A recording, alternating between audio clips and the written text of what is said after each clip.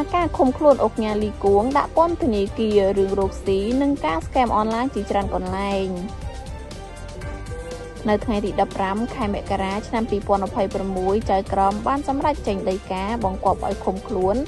លោកលីគួងអាយុ50ឆ្នាំនៅពន្ធនាគាររាជធានីភ្នំពេញ PG ជននេះត្រូវបានតំណាងអัยការចាត់ប្រកាន់ពីបទល្មើសរួមមានការជ្រើសរើសដោយមិនស្របច្បាប់សម្រាប់កេងប្រវ័ញ្ចបទឆបោកមានស្ថានទម្ងន់ទោស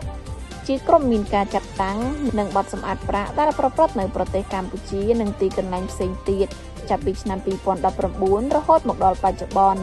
បទល្មើសមានបញ្ញត្តិឲ្យផ្តន្ទាទោសតាមមាត្រា377និងមាត្រា380នៃក្រមព្រហ្មទណ្ឌនិងមាត្រា38នៃច្បាប់ស្តីពីការប្រឆាំងការសម្អាតប្រាក់និងហិរញ្ញប្បទានភេរវកម្មតាមព័ត៌មានលោកលីគួងដែលមានងារជាអុកញ៉ាផងដែរបានរកស៊ីនឹងការបទល្មើស scam អនឡាញនេះយ៉ាងខ្លាំងនិងជាច្រើនកន្លែងទៀតដែលអ្នកល្មមមិនសូវស្គាល់និងឮឈ្មោះនោះទេ